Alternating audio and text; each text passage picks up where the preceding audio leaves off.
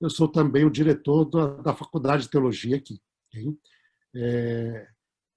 Nós estudamos aqui no Brasil, fora do Brasil também, vivemos 15 anos fora do Brasil, onde estudei, fiz meu mestrado na França, trabalhei na Espanha, terminei meu doutorado nos Estados Unidos, mas desde 96 estamos aqui de volta, estamos aqui trabalhando no NASP.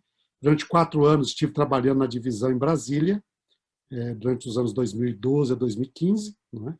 Mas aqui estamos de volta, um lugar gostoso, aqueles que não conhecem estão convidados aqui a vir, quando essa situação nossa permitir, não é?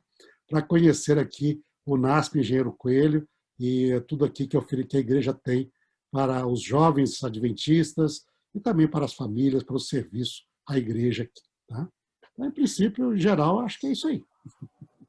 Que bom, pastor, é muito bom tê-lo aqui conosco. Obrigado por aceitar o convite do Toninho. Uhum. E agora a palavra com o senhor. O pastor Reinaldo hoje estará falando sobre mais um capítulo do livro de Daniel, capítulo 11 do livro de Daniel. Eu vou passar para o senhor agora e que Deus abençoe, viu, pastor? Ok, obrigado, muito obrigado ali. Eu acho que vocês terão de me habilitar. Que já foi habilitado aqui. Muito obrigado, ok? Então, já está aqui, pronto.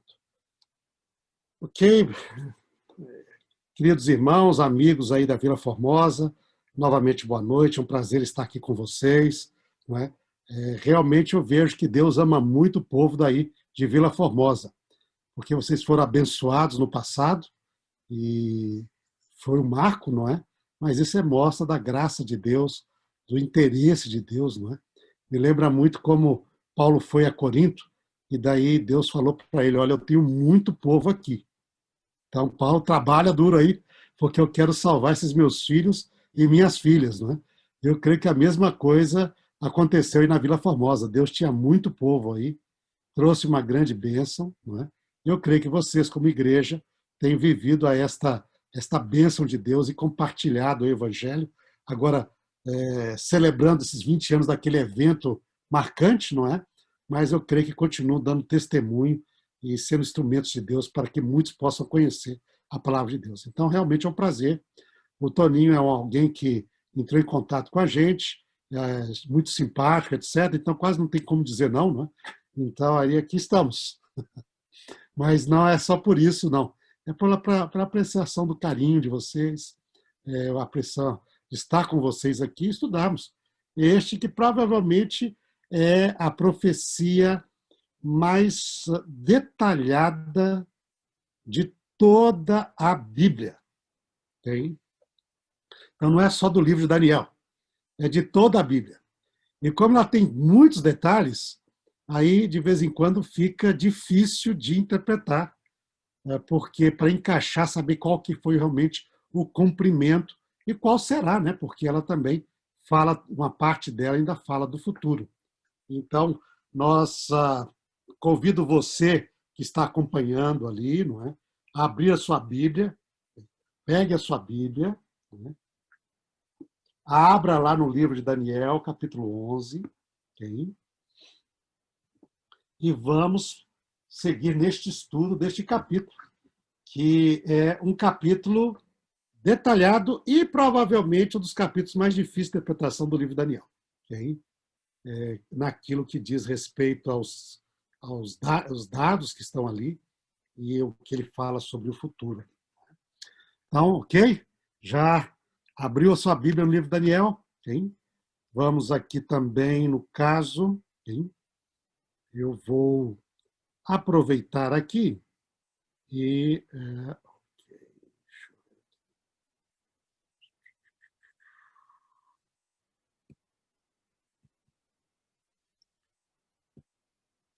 Estou compartilhando com vocês aí na tela, mas é bom você seguir no seu texto ali, não é? O texto de Daniel, capítulo 11. Um primeiro detalhe que nós temos de ter quando estudamos Daniel, capítulo 11, é que, a verdade, o capítulo 11 faz parte da última visão de Daniel, da última profecia de Daniel, que não começa no capítulo 11, ela começa no capítulo 10. pelo que eu vi, vocês já estudaram o capítulo 10. Mas então lá, no capítulo 10, você tem essa última informação, última revelação de Deus a Daniel. Isto ocorreu, diz lá em Daniel, capítulo 10, verso 1, no 3º ano de Ciro, o rei da Pérsia. E aí foi revelada uma palavra a Daniel, né, o profeta Daniel, cujo nome que eles tinham colocado lá em Babilônia era Belsazar, e esta palavra, esta revelação, envolvia, era verdadeira, não é? E envolvia um grande conflito. E apresentou detalhes do grande conflito, não é? Nós aqui, quando nós mencionamos no nosso contexto o grande conflito, vem deste verso de Daniel ali, não é? Ele representa essa luta entre o bem e o mal, entre a parte de Deus e os poderes do inimigo, não é? Poderes terrestres, que são dominados muitas vezes pelo inimigo de Deus, que é Satanás, não é? E nesta luta, neste conflito, então foi revelado alguns detalhes aqui, na verdade, vários detalhes, e Daniel teve a compreensão desta visão. Então, ali em Daniel, no capítulo 10, diz que Daniel jejuou durante 3 semanas, estava tendo dificuldades com o povo de Israel que tinha voltado do exílio para Jerusalém, para a Judéia, e todo aquele início promissor que estava acontecendo começou a ter dificuldades agora. E Daniel, sabendo dessas dificuldades, ele ora, jejua durante 3 semanas, e aí, depois das 3 semanas, 21 dias, aparece o anjo Gabriel, que há sempre referência a Gabriel em Daniel. Desde o capítulo 8 aparece o nome, a referência a Gabriel, quando é pedido que Gabriel explique a visão para Daniel, não é? Se menciona Daniel. Aparece no capítulo 9, quando Daniel estava orando, a hora da oração da tarde. Diz que o homem Gabriel que eu vi na visão anterior, referindo ao capítulo 8, apareceu e veio me explicar e deu a profecia das 70 semanas. Né? Agora é a 3ª vez que Gabriel aparece num contexto de revelação a Daniel. E Gabriel aparece e diz, olha, durante esses 21 dias, eu aqui estive lutando com os príncipes da Pérsia. E você tem uma visão desse conflito que está por detrás, que você não vê no mundo invisível. Não é? Deus estava trabalhando com Ciro. Isaías 45 diz que Ciro era o servo do Senhor que iria libertar Israel. Mas Satanás estava lutando para que isso não acontecesse. E ele usa influências, e provavelmente ali influências políticas, pessoas, questões, problemas, e daí então ele dificulta que o plano de Deus se cumpra. Daniel está vendo que o plano de Deus para restaurar o seu povo não estava indo bem, não é? Estava tendo dificuldade, e por isso ele ora. E Gabriel é enviado da parte de Deus para poder ajudar Ciro a tomar decisão. Okay? Mas diz que ele lutou 21 dias. Desde o início que ele começou a orar, veio Gabriel, e ele não estava conseguindo a vitória, ele teve de pedir ajuda a Miguel, que era o principal chefe no céu. Né? E vocês estudaram sobre Miguel, vê que a descrição de Miguel, o que ele faz, é semelhante à descrição de Cristo, né, de Jesus, no seu contexto celestial. Então, ao estudarmos Miguel na Bíblia, você vê que é uma referência a Cristo. Né? Então, o próprio Jesus veio na sua forma gloriosa, antes da encarnação, chefe dos anjos, para poder ajudar Gabriel neste problema. E aí, então, eles conseguiram a vitória e a restauração do povo de Deus começou a encaminhar bem. Okay? Então, esse grande conflito. O capítulo 10 falava sobre isso. Né? E é uma introdução ao capítulo 11, porque no capítulo 10 não tem profecia nenhuma. Só tem esse contexto da oração, Gabriel vindo, pedindo ajuda a Miguel, e agora então Miguel veio, e Miguel deu a vitória, e agora as coisas vão andar. Né? E como as coisas vão andar, aí então vem agora a revelação deste grande conflito. Já havia um conflito espiritual para Ciro colocar os seus decretos, libertar o povo de Deus, não é? Fazer funcionar a restauração. agora ele vai mais além. Ele vai mostrar no capítulo 11 o que vai acontecer depois desta restauração do povo de volta à Judéia, a Jerusalém. O que vai acontecer na história do mundo e relativo ao povo de Deus também. Okay? E aí nós estamos no capítulo 11. Okay? No capítulo 11, então, que é o nosso foco do nosso estudo, que vocês estão vendo aí, convido você a olhar também na sua Bíblia, o anjo Gabriel continua falando. Esse mais eu aqui não é Daniel. Esse eu aqui é Gabriel. Gabriel está falando para Daniel. Ele diz, mas eu, no primeiro ano de Dario, o Medo, me levantei para o fortalecer e animar. Então, os anjos de Deus estão tentando trabalhar com os reis da Pérsia, né, ali da Medopérsia, desde o início, desde Dario. Esse é o mesmo Dario que está lá no capítulo 6 de Daniel, não é? Que temos lá a história de que esse Dario gostava muito de Daniel e quis fazer Daniel o primeiro-ministro, né, governando lá. Aí o pessoal teve ciúme, inventaram aquela lei da oração, proibida a oração, não é? E Daniel acabou indo para a cova dos leões, porque continuou a orar como sempre fazia, não é? Depois é o mesmo Dario que menciona no capítulo 9, diz que lá no primeiro ano de Dario, Daniel, estudando a Bíblia, entendeu, não é, sobre as profecias, fez aquela oração linda, não é, que nós temos registrada na Bíblia, e teve a profecia, a revelação da profecia das 70 semanas e a vinda do Messias. Não é? Mas Gabriel aqui diz que desde o primeiro ano ele está lá trabalhando para poder fortalecer e animar o líder que está no trono para que ele possa atuar segundo a vontade de Deus. Okay? Mas agora ele diz, eu vou te declarar a verdade. Okay?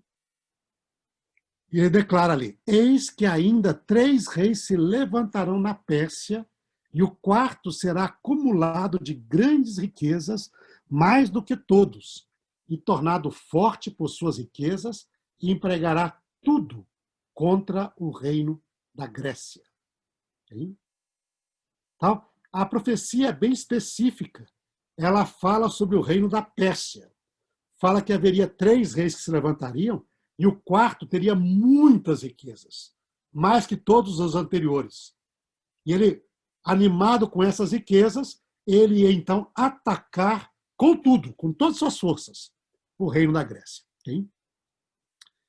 E o que nós vemos aqui? Nós vemos ali esse cumprimento na história. Realmente, você lembra, a visão de Daniel foi durante o ano de Ciro, terceiro ano de Ciro. Isso nós estamos no ano 536 a.C. Depois de Ciro, nós temos 3 reis que se levantam e um quarto rei que vai atacar a Grécia. Né? Não vai ser o último rei da Pérsia, não. Alguns vão entender esse texto aqui como se falando do último rei da Pérsia, mas não é. Né? Este é o rei que vai atacar a Grécia com muita força. Este é o rei Xerxes. Nós aqui, para vocês terem uma ideia, gente, se vocês têm interesse em conhecer mais as profecias de Daniel, e especificamente os detalhes desta profecia do capítulo 11, vocês deveriam realmente tomar tempo e conseguir um material que traga todos os detalhes. Aqui nós não iremos tratar de todos os detalhes, porque é muito detalhe. Okay?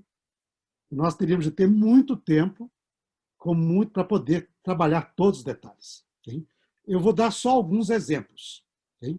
Vejam só esse verso que aqui está nesta declarando, que nós acabamos de ler. Ele diz que desde a época, depois de Ciro, se levantariam 3 reis, lá na Pérsia, e que o quarto seria acumulado de grandes riquezas, mais que todo mundo, e encorajado, assim, tornado forte por causa das suas riquezas, e empregaria tudo contra o reino da Grécia. E você vê exatamente isso. Depois de Ciro, que era o rei que, na época que Daniel teve a visão, se levantou o rei Cambises II, não é? Depois um chamado Esmerdes, o falso Esmerdes, que só ficou 1 ano. Depois Dario I, Estapes, que é o nome dele, E o quarto rei é Xerxes, capítulo 1. Esse Xerxes, no capítulo 1, é o mesmo rei da história de Esther. Então, ele é o mesmo rei da história, ele é o mesmo Artaxerxes, ele é o mesmo Assuero, lá do livro de Esther. Este foi, na história da Pérsia, o rei mais rico e poderoso que houve. Vocês lembram lá que ele deu lá quase um ano de festas só para celebrar, né, com seus poderosos ali. E todo dia era festa.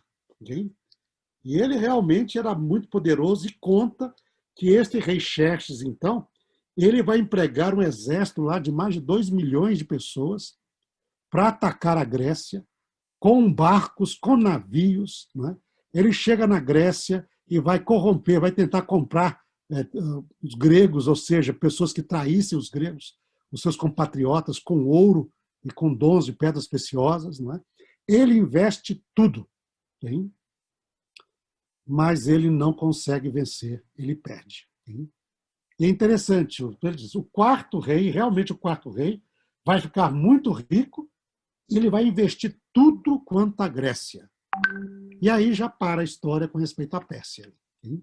Então, nós temos aí esses pequenos detalhes. E vai vir mais, eu vou dar mais um detalhe aqui, mas eu gostaria de, antes de nós passarmos para mais um detalhe, ajudar aqui a compreender como nós podemos interpretar de maneira assim mais eficiente um capítulo tão difícil. Okay?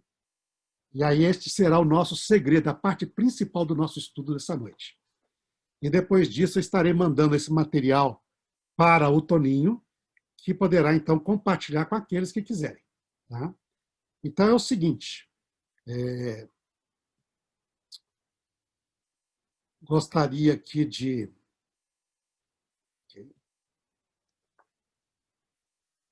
Só aqui confirmando, vocês estão vendo comigo uma tabela aí que eu estou compartilhando na tela, gente? Sim? Está todo mundo vendo aí? Certo? Ok. Deixa eu puxar aqui isso aqui para a tabela. Nós temos um princípio de interpretação que é inerente ao próprio livro de Daniel, que é a repetição. As profecias que são dadas no livro de Daniel, elas repetem os seus temas cada vez com mais detalhes. Este é o princípio. A profecia repete o seu tema sempre com mais detalhes. Então, a primeira profecia que nós temos no livro de Daniel é o sonho de Nabucodonosor, lá no capítulo 2. Okay? Depois, a segunda profecia de Daniel, que é uma profecia sobre a mesma história do futuro, encontra-se em Daniel 7. Lá no capítulo 2 foi um sonho do rei Nabucodonosor, aqui foi um sonho que Deus deu ao próprio profeta Daniel. Depois nós temos a profecia do capítulo 8, que é ligada ao capítulo 9, porque o capítulo 8 termina falando sobre as 2.300 tardes e manhãs, a profecia, e diz que Daniel não entendeu, e porque ele não entendia, ele então foi estudar os livros, e daí ele entendeu as profecias de Jeremias, pensou que era uma maneira, aí Deus manda uma revelação para Daniel, para ele compreender a visão do capítulo 8 e as profecias dos profetas como Jeremias. Então, os dois capítulos são ligados também, okay? Capítulo 8 e capítulo 9. Tá? E depois nós temos a última profecia do capítulo 10. Agora, interessante, aqui está neste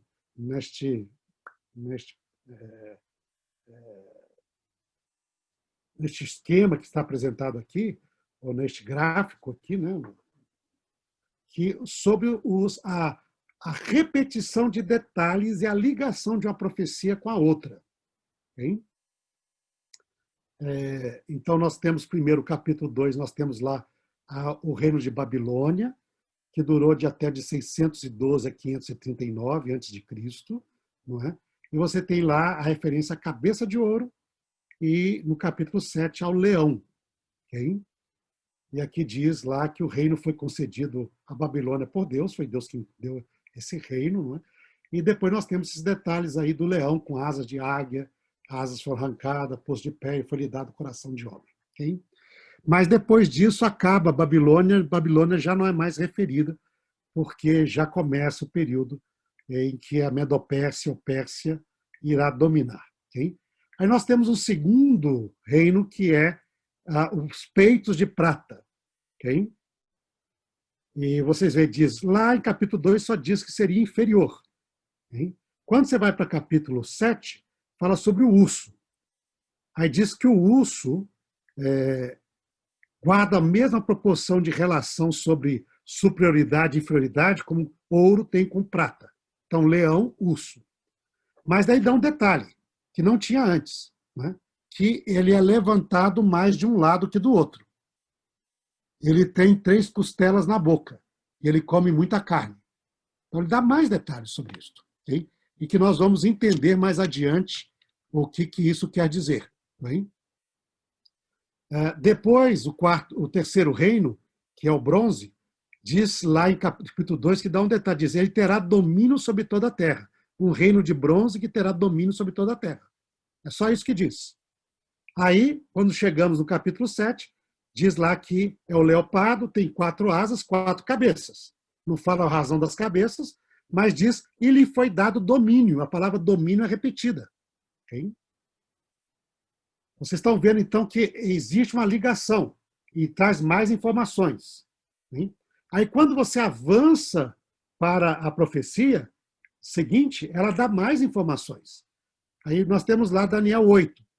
Aí já fala do carneiro. Já não, Babilônia já está fora da profecia, já estava para ser destruída, mas aí fala, no urso havia um lado mais alto do que o outro. Não é? Aqui diz que havia um chifre mais alto do que o outro, e o chifre mais alto levantou-se por último. E depois, mais adiante, no verso 20, diz que esse carneiro representa os medo-persas. E sabemos que os medos foram dominados pelos persas, não é? E os persas se sobressaíram. Mas os persas eram inferiores aos medos antes. Então, esse detalhe curioso, ele traz um detalhezinho profético a mais. Né? Que vai, ele diz claramente, são os reis dos medos persas. E ele identifica, este é o carneiro. Então, quando você vê a ligação, você vai vendo que a própria Bíblia diz, cabeça de ouro é Babilônia. A gente sabe que é paralelo ao leão. Peito de prata, urso, carneiro é Medopérsia. Está claro agora aqui. E faz ligação com o outro, mais alto, etc. Ele dá amarradas, quer dizer, dá chifrada nas 3 direções. Diz aí, ele come muita carne. Então, diz, ele avança bastante, não é? E depois, com respeito ao terceiro reino, lá diz, quadris de pontos, foi dado domínio. A leopardo, ele tem 4 asas, 4 cabeças, e foi-lhe dado domínio. Então, é o mesmo poder. Mas não falou por que das 4 cabeças, né? E o leopardo e 4 asas de ave implica rapidez, porque o leopardo é o animal mais rápido, não é? E as 4 asas de ave ele fica mais rápido ainda. Então, e essa ideia vai aparecer no capítulo 8, quando fala do bode. Ele corre tão rápido que ele não toca o chão. Depois ele diz, tem um chifre notável, o primeiro rei. Depois ele diz, tem 4 chifres que nascem no lugar dele, porque o primeiro chifre é quebrado e aparece 4 no lugar dele. 4 reinos, para os 4 cantos do céu. E diz, e isto é, este bode é o rei da Grécia. E claramente a profecia fala que é a Grécia. Então vocês veem que eles explicam a questão de 4 cabeças, agora são 4 chifres. Por quê? Porque o primeiro rei morre, quebra, não é? E aparece 4 reinos do reino anterior. Não é? E aí nós vamos ver aí, se vocês já estudaram, se cumpriu com Alexandre o Grande, que conquistou rapidamente o império dele. Numa década ele vai conquistar isso. Né? Mas no auge, quando tinha 30 e poucos anos, ele morre e o seu reino é dividido entre os 4 generais dele. Okay? E isso vai acontecer. E Daniel, Deus revelou a Daniel que isso ia acontecer bem antes que isso acontecesse. Aqui nós estamos no ano 330 quando acontece, pois você foi revelado isso para ele lá em 530, ou seja, 200 anos antes. Então, nós temos, esse é o princípio da repetição. E a repetição traz cada vez mais detalhes. Sempre é assim. A repetição traz mais detalhes. E daí, quando você chega no capítulo 10, você vai ver uma profecia bem detalhada. Mas a chave para interpretar aqui é que ela repete de novo informações que foram dadas antes e traz novas informações. E aí dá para você identificar que poder está sendo referido aqui. Okay? Então, primeiro lá diz Medo-Persas, agora nem usa mais a figura de carneiro, diz os reis da Pérsia. Capítulo 10, verso 1, 13, 20 e 11, 2. Diz, não é? Claramente. Do 8 já chamou que eram reis Medo-Persa, agora já fala, são os reis da Pérsia. Diz lá o verso 2. Não é? Agora declarei o seguinte, haverá 3 reis que se levantarão na Pérsia, e o quarto será acumulado de grandes riquezas e irá atacar a Grécia. Okay? Então você vê que ele aqui já não usa mais o símbolo de animais para depois interpretar, ele já está usando isso direto agora. Okay? Então, ele já diz lá, são os reis da Pérsia. Então, quando você estuda na história, você vê que isso se cumpre. Né? Eu recomendaria, você tem um bom livrinho que foi lançado agora, nós estudamos o livro de Daniel na lição há pouco tempo, e um bom livro que foi lançado pela Casa Publicadora é esse, do doutor Elias Brasil de Souza, né? O livro de Daniel. Aqui para casa é um livro pequenininho, então não é muito para ler, muito gostoso de ler, não é? Mas ele traz esses detalhes que vocês poderiam ali ver os pequenos detalhes históricos. Não é? Bastante detalhe também aparece no livro já mais antigo, não é? Nós temos aí o Maxwell, Nevin Maxwell, uma nova era segundo as profecias de Daniel, dedica um bom capítulo ao capítulo 11, trazendo os detalhes também da história. Né? Isso são todos livros publicados pela igreja sobre o livro de Daniel. Hein? Nós temos também um outro livro, Jacques Ducan, hein? Segredos de Daniel, Sabedoria e Sonhos de um Príncipe no Exílio, que também tem bastante detalhes e trata bem. Então, são obras aqui que você pode adquirir e que trazem uma visão mais detalhada dos eventos aqui. Né? Então, vê, os 4 reis terminam lá em Xerxes. Xerxes realmente ataca a Grécia com todo o seu poder. Okay? E você vai ver isso daí, vai ver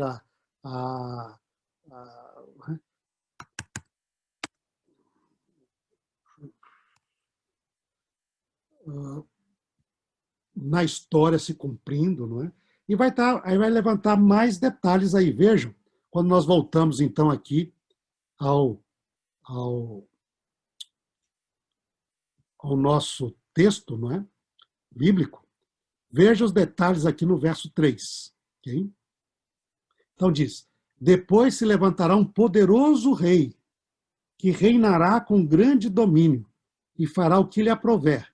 Mas no auge, o seu reino será quebrado e repartido para os 4 ventos do céu, mas não para a sua posteridade, nem tampouco segundo o poder com que reinou, porque o seu reino será arrancado e passará a outros, fora dos seus descendentes.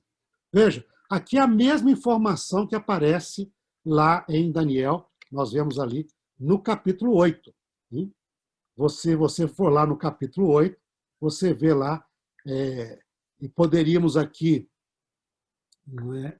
Se você chega ali no capítulo 8, poderia agora, vamos ter uma interação de vocês. Alguém poderia ler para a gente Daniel capítulo 8, verso 21 e 22?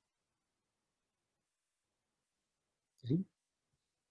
Um de vocês ali, lendo lá, Daniel capítulo 8, verso 21 e 22. É só levantar a mão.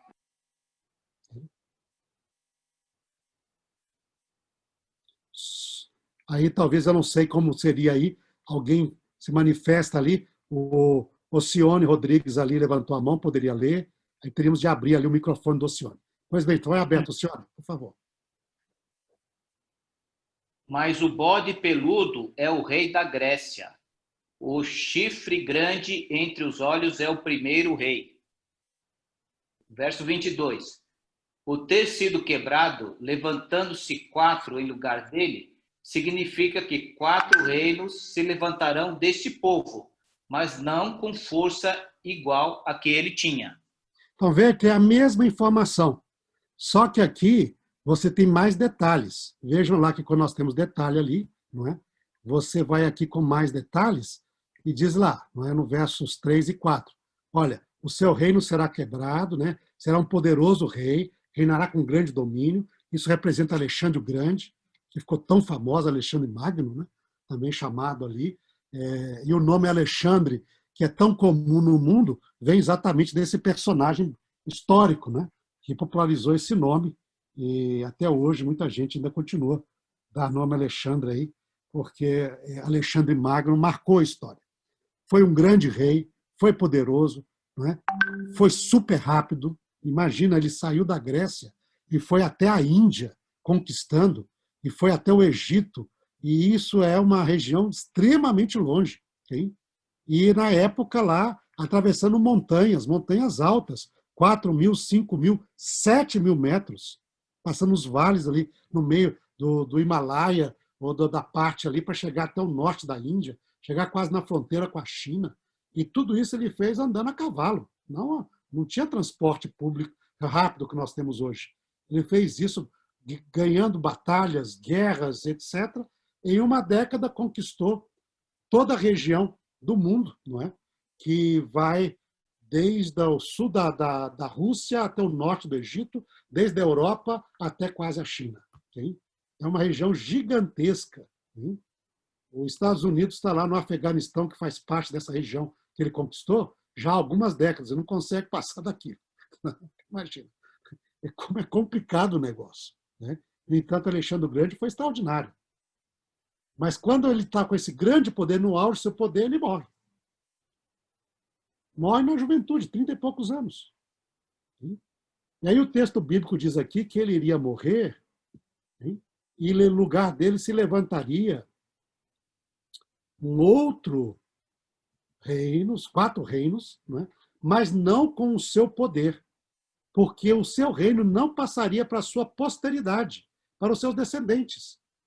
Foi isso que aconteceu. Ele não foi substituído por um filho que reinou no lugar dele.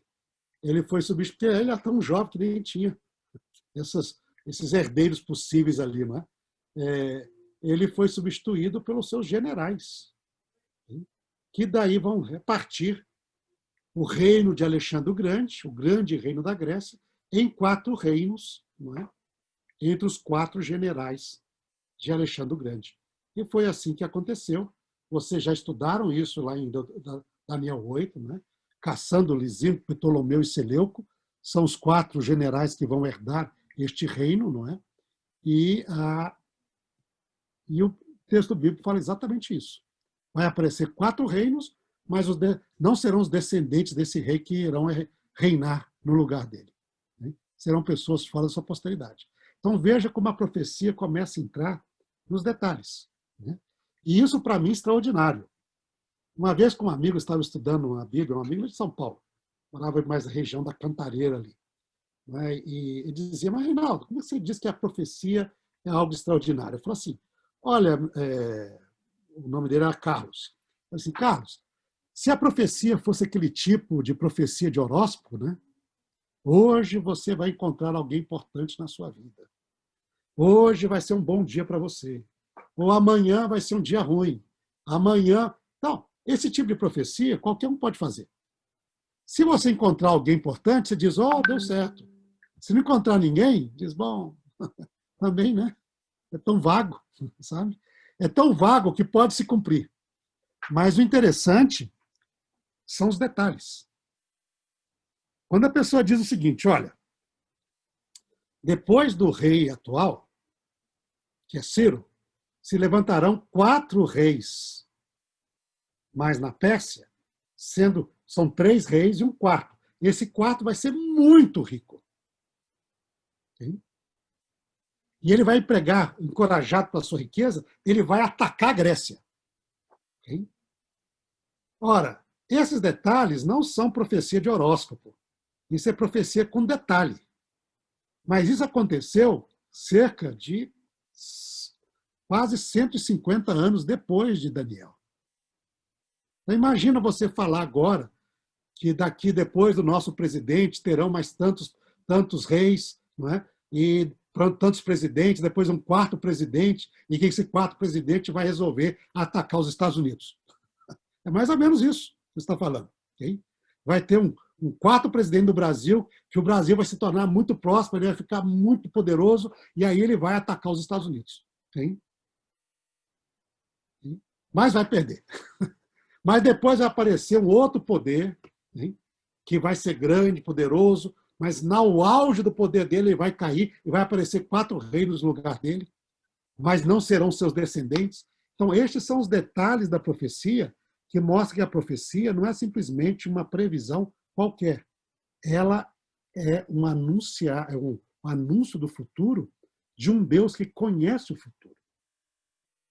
E como ele conhece o futuro, ele pode dar esses detalhes.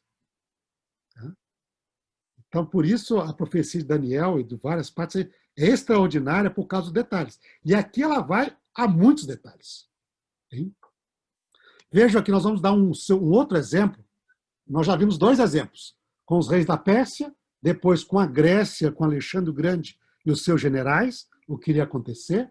Mas depois ele diz ali que no verso seguinte, nós vamos ter uma figura que vão aparecer aqui, uma nomenclatura, que é rei do norte, rei do sul. Tá? Para nós entendermos essa questão de rei do norte e rei do sul, essa referência está em relação à terra de Israel. Ao norte de Israel estava a Síria e mais ao norte Babilônia, na Mesopotâmia. Esse é o norte. Ao sul de Israel, você tem o Egito, indo para o sul. Você começa a descer de Israel, vai para o sul, está no Egito. Então, rei do norte e rei do sul, aqui em alguns versos, primeiros versos, vão representar os reinos de um desses dos 4 generais, são 2 reinos, né, que ficavam ao norte de Israel e ao sul de Israel. Ao norte de Israel estavam os Seleucidas, descendentes de Seleuco, um dos 4 generais de Alexandre. Ao sul de Israel estava a linhagem dos Ptolomeus, descendente de Ptolomeu, um dos generais de Alexandre o Grande. Ptolomeu herdou o Egito, ele ficou ao sul de Israel.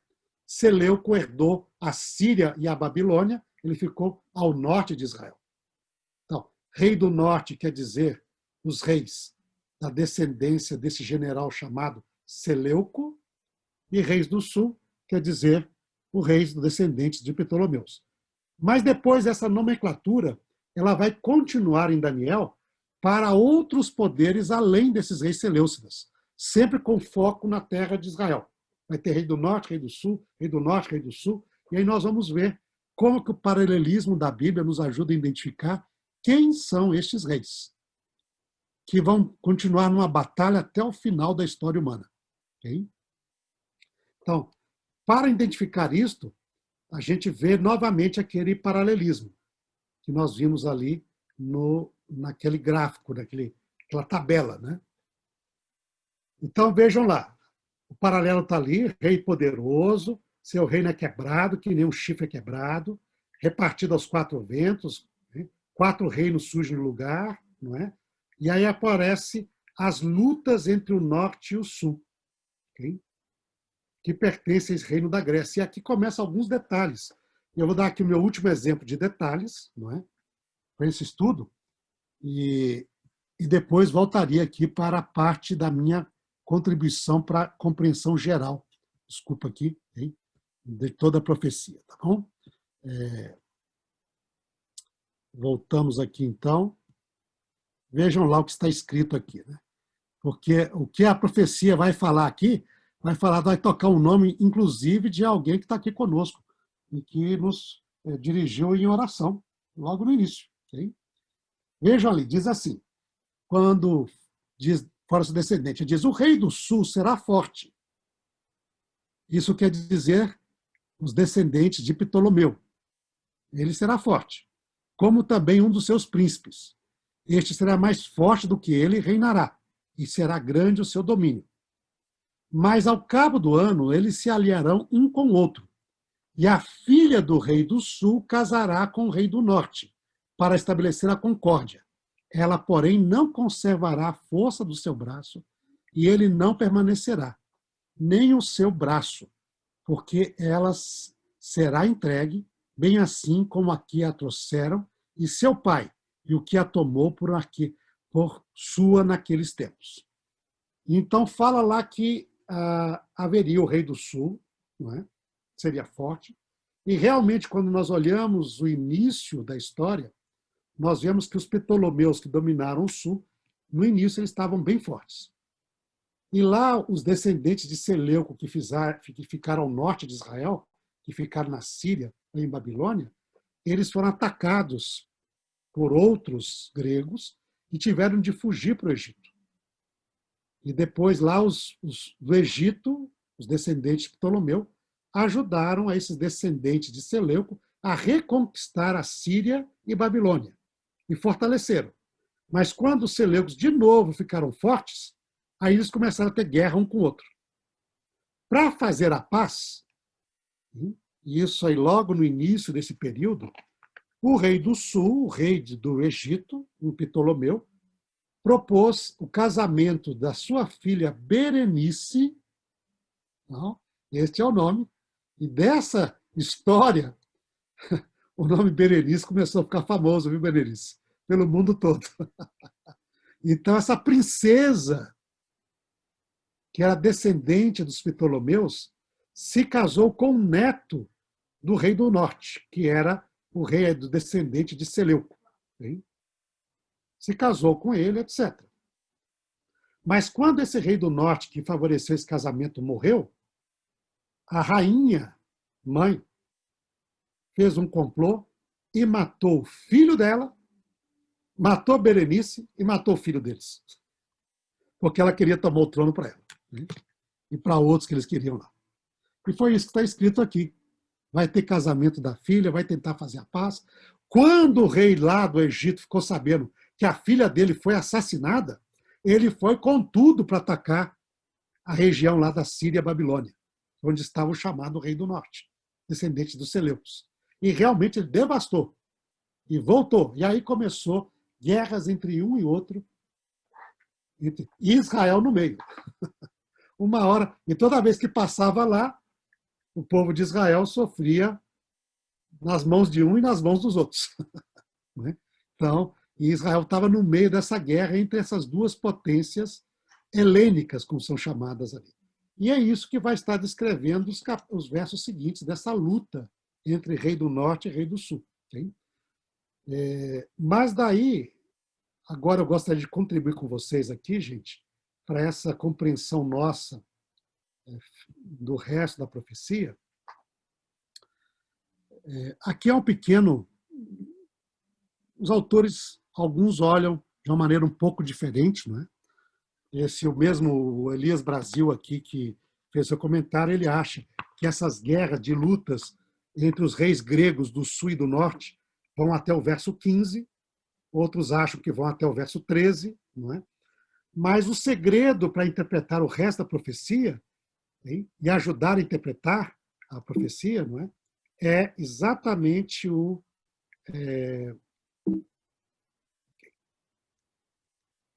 a repetição de frases que ocorrem nas outras profecias.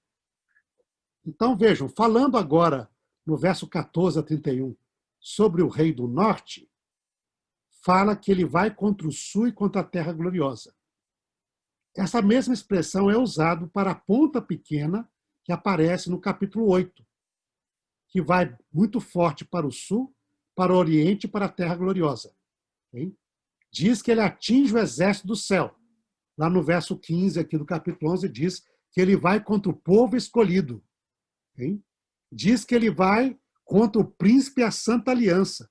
Verso 22, 30 e 31. Lá no capítulo 8 diz que ele iria lutar contra o príncipe Messias, tirando o seu santuário, destruindo a abominação desoladora, etc.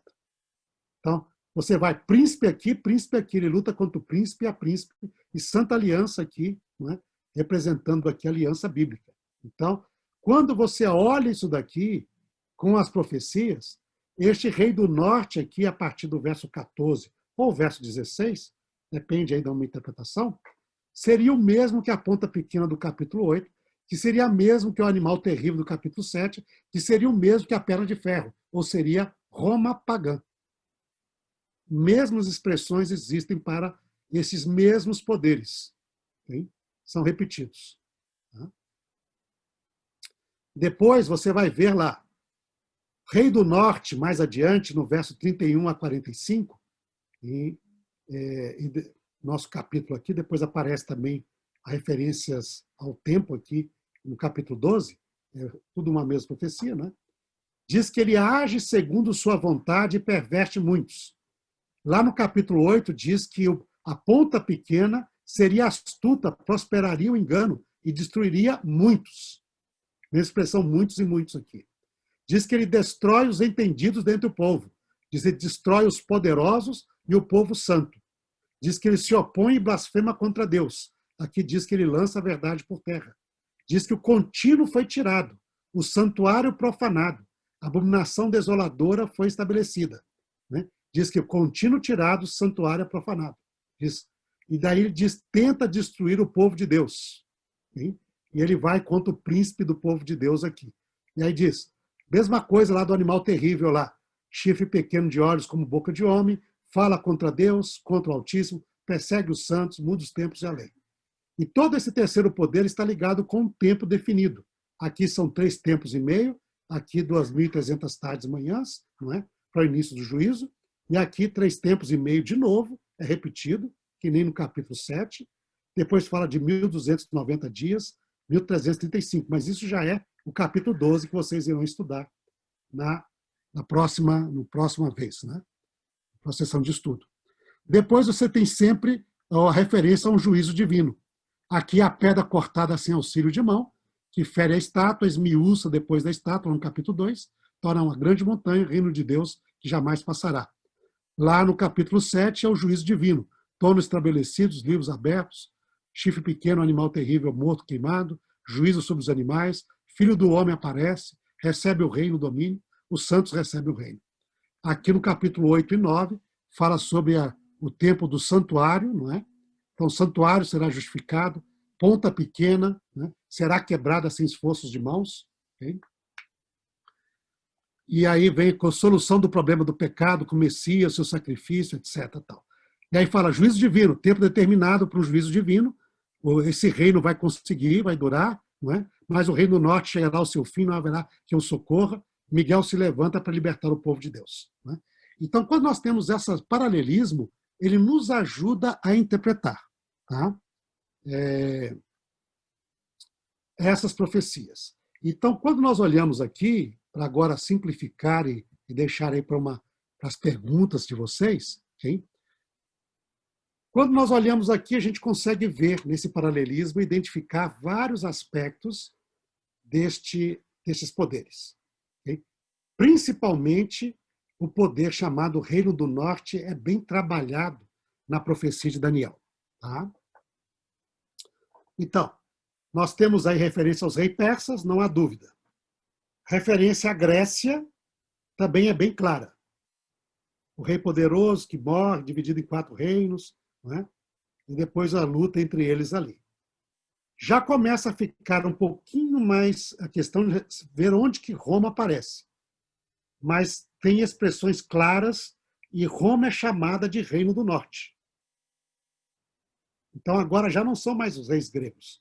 O Reino do Norte agora é Roma, que vem e que luta contra o povo de Deus e que invade a terra, domina a terra, inclusive ela vai contra o príncipe e ela vai destruir o santuário em Jerusalém, acabar com tudo lá, não é? É a mesma referência à ponta pequena ali. Então, aqui é Roma pagã, está sendo referida ali. Né? Quando a gente prossegue a partir, então isso do 14 a 31, ou 16 a 31, as referências aqui parecem ser bem claras a Roma pagã e as suas atitudes. Né? Depois disto, nós temos o Reino do Norte se referindo à ponta pequena quando ela começa a lutar contra Deus, o povo de Deus, né? Paralelo ao que está no capítulo 8 e no capítulo 7. E aí já a sequência é Roma agora, mas na sua fase religiosa cristã, que nós geralmente chamamos de Roma papal, que durante a Idade Média fez tudo isso aí. Ele perseguiu, queimou, não é? Destruiu a muitos, profanou, criou um sistema paralelo ao santuário celestial. Não é? Tá? Então, mas na parte final do capítulo, que são os versos 44 e 45, não é? Nós temos uma referência, a partir do 40 em diante, ao tempo futuro, que vai acontecer no futuro ainda. Okay? Quem é o Reino do Norte nessa parte final da profecia? Nós sabemos quem é. Representa esse mesmo poder, chamado ponta pequena lá em Daniel, hein? Chamado em Apocalipse como aquela besta que surge do mar, hein? A grande Babilônia. Todos estes são os mesmos poderes, ou seja, a religião ligado com a política, não é? Poderes políticos que intentam implementar, dominar o mundo e impor as suas leis. Como aconteceu na Idade Média, vai acontecer também no final dos tempos. E aqui nós temos a profecia trazendo esses detalhes sobre esse poder ao longo de todo o livro de Daniel. Não é? Pés de barro e ferro, é um reino dividido, forte e fraco, vão tentar união, mas não tem. São os 10 chifres que via quebrado, aparece um chifre pequeno, ele vai até o fim dos tempos. Hein? Como aqui também, esse rei do norte vai até o fim dos tempos. Ponta pequeno, capítulo 8, que persegue os santos do Altíssimo, destrói a muitos, lança a verdade por terra, hein? E vai até 2.300 tardes manhãs e depois vai começar o juízo para poder tirar o poder desta potência político-religiosa. Né? E aqui é chamado de Reino do Norte, com expressões semelhantes. Então aqui, agora, diz que o final da nossa história, o que nós temos aqui quando nós olhamos essas profecias finais? É que até o final da história nós teremos sempre conflitos. Esta famosa paz que nós esperamos, né? O novo mundo, a paz, isso não vai seguir. Sim? Não haverá tentativa de união, mas haverá conflitos, tensões. E nós vemos isso, né? Só no século passado, muitos de nós que estamos aqui, nascemos no século passado. Tivemos 2 grandes guerras mundiais.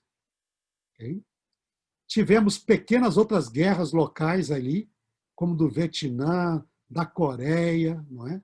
Tivemos uma grande Guerra Fria, que durou desde a Segunda Guerra, depois até a década de 80, com ameaças de ataque e de conflito e até guerra nuclear. Né? Aí, no final dos anos 80, parece que veio a nova ordem mundial. Parecia que o mundo ia entrar num período de paz. E aí todo mundo celebrando a queda do comunismo, a nova ordem mundial, Estados Unidos e Rússia fazendo a paz. Mas aí o que acontece? Aí começa a acontecer o terrorismo. Atentados, isso, aquilo.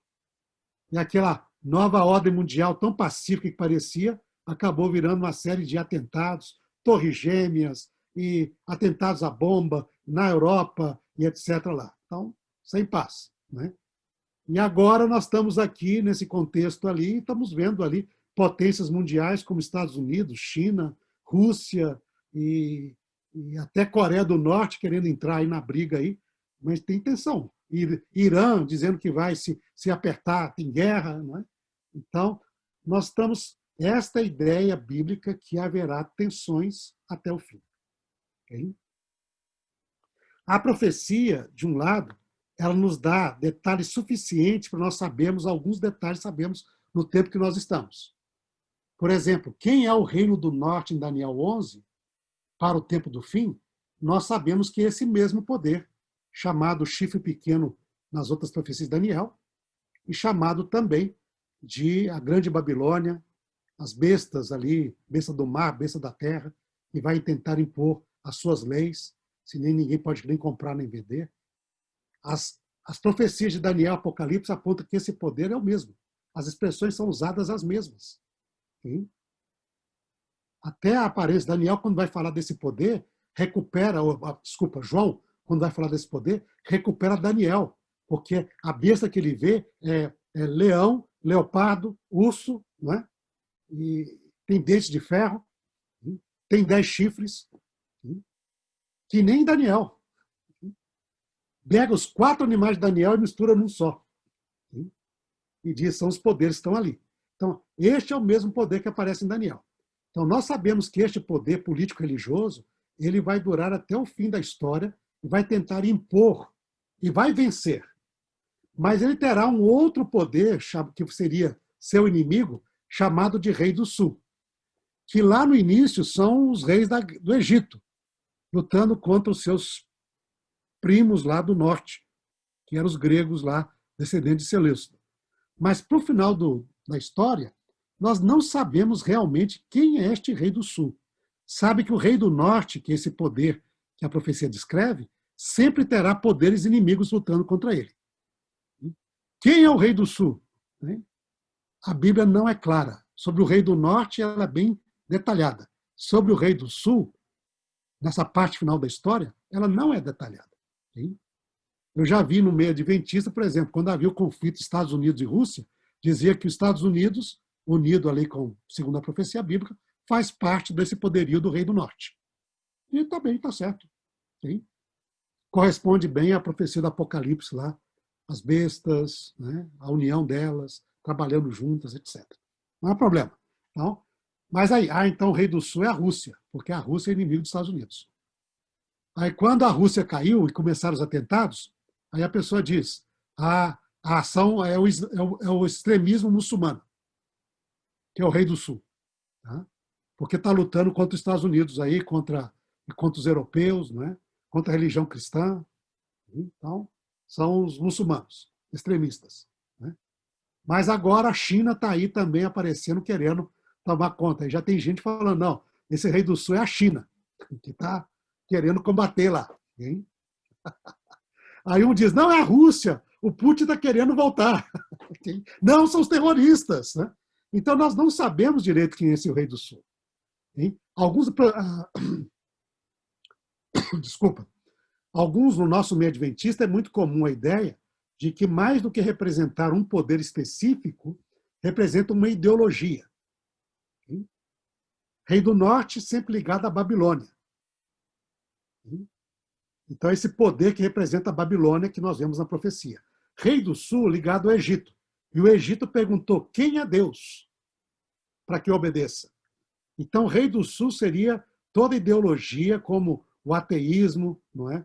Como o secularismo, como comunismo, como qualquer outro ismo aí, que negue a existência de Deus e queira dominar também o mundo para impor a sua visão das coisas. Né? A visão ateia, a visão secular, a visão fora do contexto de Deus. E aí qualquer poder que está nessa direção, seja aí Rússia, seja China, seja poder islâmico que seja ali, seja o ateísmo, isso tudo entra no Reino do Sul. Né? É uma outra possibilidade. Na realidade, a profecia era detalhada quanto ao Rei do Norte, e nós podemos acompanhar e ver que ele está se cumprindo. Mas deixa outros detalhes não tão detalhados para que a gente continue pesquisando e continue aberto. Só quando ela se cumprir nós vamos conhecer mesmo. Então, se nós vamos ser cuidadosos aqui, nós diríamos, tudo isso é possível, mas nós não temos luz para saber quem é. Quem declara com clareza é a Rússia, é a China, ou são os muçulmanos, ele está indo além daquilo que a Bíblia dá de precisão profética. Mas esse quadro aqui, pelo menos a mim, me ajudou muito para interpretar essa difícil profecia. Desculpa aí, eu peguei a parte aqui. Uma outra coisa. Essa difícil profecia, vendo este paralelismo nas expressões. Né? E então, aqui o meu presente para vocês hoje é compartilhar esse quadro com vocês. Irei enviar aí para o Toninho para compartilhar para vocês, para ajudar neste estudo, não é? E também, mas incentivo vocês a comprarem esse material aqui e poderem ter mais detalhes, porque aqui agora nós teríamos de entrar em muitos detalhes aqui, iria muito ali no nosso tempo. Já falei aí por 1 hora, creio que já falei bastante. Tem aqui um momento para perguntas ou dúvidas antes de nós encerrarmos então aí. Não é? Ok, pessoal? A primeira coisa, ficou claro a exposição, Nós não entramos em todos os detalhes, porque tomaria muito mais tempo, não é? Mas pelo menos essa, vamos dizer, a dica geral de como interpretar, à luz de Daniel 2, 7, 8 e 9, e 10 a 12. Então, bota tudo em paralelo e as expressões que estão em paralelo nos ajudam a interpretar quem é quem nessa profecia aí. Tá? Pelo menos aquilo que é claro na profecia. Tudo bem, pessoal? Perguntas ou dúvidas? Estamos aqui. Nosso coordenador aqui, então, nós tínhamos, aqui está o clique, Álvaro, acho que a sua esposa ali que era... né? Me deixou aqui, pastor Siqueira. Tudo bom? É o pastor Álvaro, não é?